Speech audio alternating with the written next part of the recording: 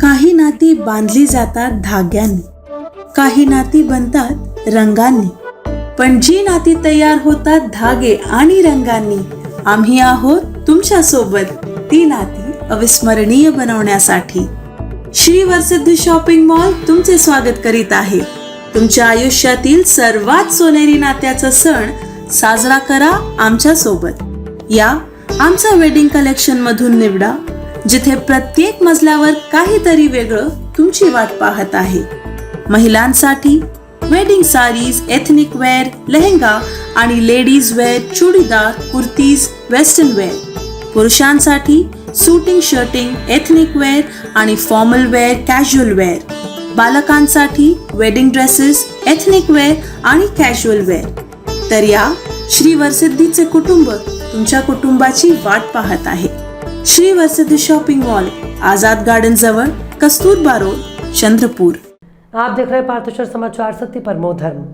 सिद्धबली इस्पात नींबू company, RCCPL, Visapur कोयला खनन आदि से संबंधित विभिन्न मुद्दों के संबंध में राष्ट्रीय पिछड़ा वर्ग आयोग द्वारा प्रस्तावित 25 अगस्त 2023 को कलेक्टर कार्यालय में एक बैठक आयोजित की गई थी. राष्ट्रीय पिछड़ा वर्ग आयोग के अध्यक्ष हंसराज अहीर की अध्यक्षता में हुई इस बैठक में जिला कलेक्टर विनय गौड़ा, GC, अतिरिक्त पुलिस अधीक्षक रीना जनबंधु, पुलिस निरीक्षक पटौली शिवाजी कदम, तहसीलदार विजय पवार, जिला उद्योग केंद्र के महाप्रबंधक स्वप्निल राठौड़, प्रदूषण नियंत्रण बोर्ड विपिन भंडारे, UB भादुले, MI DC के श्रीकांत जोरावर, गोपाल विराग, राजू गरोटे, विनोद खेवेले, विजय आगरे, एडवोकेट प्रशांत गरोटे की मुख्य उपस्थिति रही. इस बैठक में हंसराज अहीर ने निर्देश दिया कि सिद्धबली इस्पात कंपनी में अन्य पिछड़ा वर्ग के साथ साथ अन्य श्रेणियों के पूर्व कर्मचारियों को भी बहाल किया जाए और उनके बकाया का भुगतान तुरंत किया जाए. सिद्धबली ने सुझाव दिया कि कंपनी बंद होने से लेकर दोबारा शुरू होने तक की अवधि के लिए श्रमिकों को आधा साल का वेतन दिया जाए, जबकि राज्य सरकार की रोजगार नीति 80:20 है, लेकिन इस कंपनी में सरकारी अनुपात में स्थानीय लोगों को रोजगार नहीं दिया गया. इसके विपरीत ऐसी शिकायतें हैं कि कंपनी में विदेशियों को तरजीह दी गई.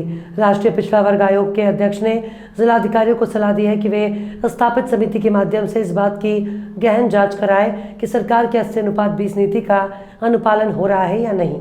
साथ ही हंसराज अहीर ने प्रशासन को इन सभी मामलों की गंभीरता से जांच करने और इस जांच की विस्तृत रिपोर्ट निर्धारित अवधि के भीतर आयोग को सौंपने का निर्देश दिया, क्योंकि कई श्रमिकों की मृत्यु दुर्घटनाओं के कारण हुई है और कुछ श्रमिकों की संदिग्ध रूप से मृत्यू हुई है. आज बैठकी म्हणण्यापेक्षा आम्ही OBC आयोगाकडून एक हिअरिंग घेतली की सिद्धबल्लीमध्ये जे मागासवर्गीय कामगार काम करताना त्यांना तो प्लांट बंद झाला होता 2014मध्ये. 14 ते 19मध्ये तो प्लांट बंद असताना त्या पिरियडमधला यांना वेजेस दिला पाहिजे नियमाप्रमाणे, कामगार ॲक्टप्रमाणे, लेबर ॲक्टप्रमाणे. तो दिलेला नाही. त्या मागणीकरता आजची हिअरिंग होती. कंपनीच्या लोकांना कलेक्टरच्या माध्यमातून आम्ही आदेश दिलेले आहेत की पुढच्या 1 महिन्याच्या आत आपल्या सगळ्या कामगारांचं 50% वेजेस मिळवून देणे आणि एकूण 90 कामगारांपैकी ज्या ज्या लोकांना पुन्हा कामावर रुजू व्हायचं असेल, प्लांट सुरू झाल्यामुळं त्यांना सेवेत रुजून घेणे, कामावर रुजून घेणे, हे 2 आदेश आपण दिलेले आहेत. ते त्वरित अंमलबजावणी करण्याकरता आजची हिअरिंग होती आणि कंपनीचे सक्षम अधिकारी नसल्यामुळे एक पुढच्या 15 दिवसामध्ये परत एक बैठक होईल. त्यामध्ये सक्षम अधिकाऱ्यांसमोर कंपनीच्या मॅनेजमेंट समक्ष पुन्हा बैठक घेण्यात येईल, जेव्हा त्यांना वेजेस दिले नाही आणि कामावर रुजू करून घेतलं नाही तर कलेक्टरला मी सूचना केलेली आहे. दुसरा विषय कसा होता, ज्या ठिकाणी सन फ्लॅगनी ब्लॉक घेतला, कोळसाचा ब्लॉक भिवकोणमध्ये, त्या ठिकाणी 800 हेक्टरपेक्षा जमीन त्याची लीज मिळालेली आहे. तर नियमाप्रमाणे 800 हेक्टर जमीन त्यांनी अधिग्रहण केली पाहिजे. आणि कंपनी फक्त 34 हेक्टर 35 हेक्टर जमीन घेऊन तिथं अंडरग्राऊंड माईन करणार आहे. त्याच्यामुळं उरलेली जमीन जी सरफेसची जमीन राहणार आहे अंडरग्राऊंडमुळं, तर त्या सगळ्या शेतकऱ्यांचं म्हणणं असं की 800 एकर जमीन तुम्हाला लीज भेटली आहे, तुम्ही 800 हेक्टर जमीन अधिग्रहण करा आणि आम्हाला एकमुस्त रक्कम द्या. तोही आपण या ठिकाणी कलेक्टर साहेबांच्या बैठकीत अधिग्रहण नियमाप्रमाणे झालं पाहिजे आणि शेतकऱ्याची लुबाडणूक नको. कारण सरफेसची जमीन राहील, खाली जर अंडरग्राऊंड माईन झाल्यावर तिथं पिकावर परिणाम होतो, विहिरी अटतात, बोरिंग अटते आणि या प्रकारे शेती निकामी होते.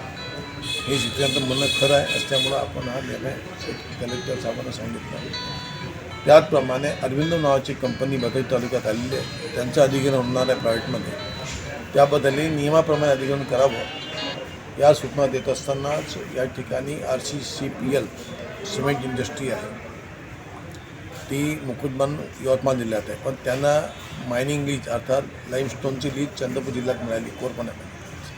तिथं अवैध मार्गाने त्या ठिकाणी ते मायनिंग सुरू झाल्याची आम्हाला तक्रार होती.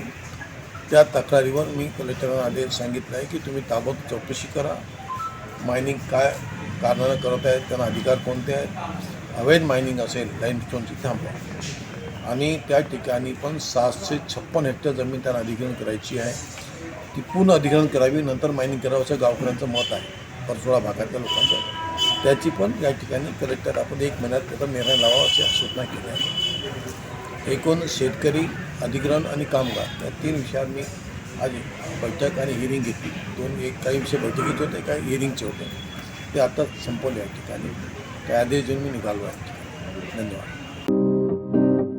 नागपुर के सुप्रसिद्ध अल जमजम रेस्टोरेंट की शाखा अब चंद्रपुर में भी, होटल अल जमजम गैलेक्सी।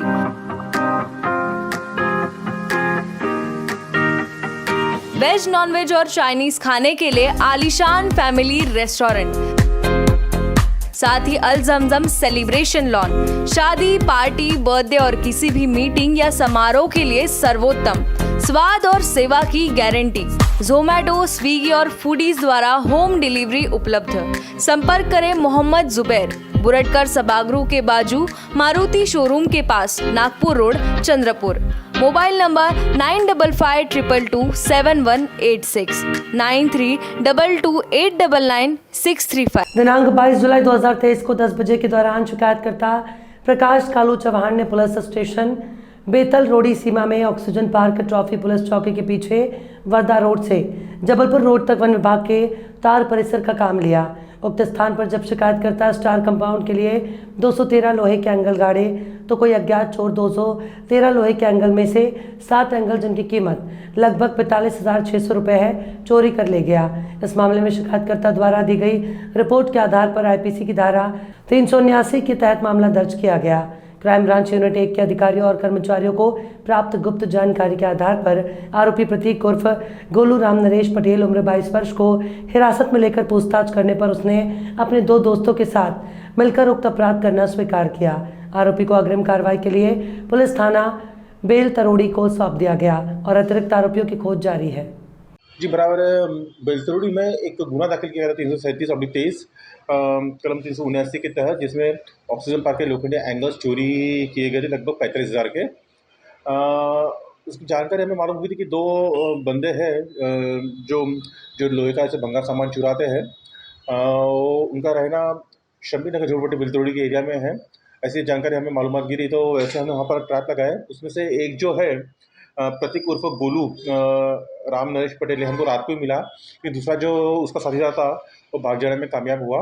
उसको आज हमने फिर से ताबे में लिए। उसका नाम है अंकुश उर्फ लंका राजेंद्र पटेल। दोनों का रहना शमी नगर झोपड़पट्टी बेलतरोड़ी की हद में। दोनों ही आरोपियों को हमने बेलतरोड़ी पुलिस की हिरासत में आगे की तफ्तीश दे दिया है। गुप्तचरों के द्वारा हमारे वैसे मालूमात गिरी कि ये काम जो चोरी उन लोगों ने किया है, और हमारे गुप्तचर वहाँ पर हमसे रखी थे। इसमें हमारे API महामुनि API गुप्ता और बाकी पूरा हमारे विभाग का स्टाफ था। मुद्दे वाली चोरी हो गई थी और वो जितना चोरी आया गया था 50,000 का पूरा इसमें हस्तगत है। Kancha's Fast Food, most famous and best Chinese fast food center of Chandrapur. Best taste, outdoor and indoor sitting arrangements, best services at reasonable rates. We offer veg Manchurian, paneer Manchurian, veg chili, chili chana, chili paneer, veg noodles, Hakka noodles, Szechuan noodles, cocktail rice, paneer rice, Szechuan rice, fried rice. Available for home delivery, marriages and all other parties.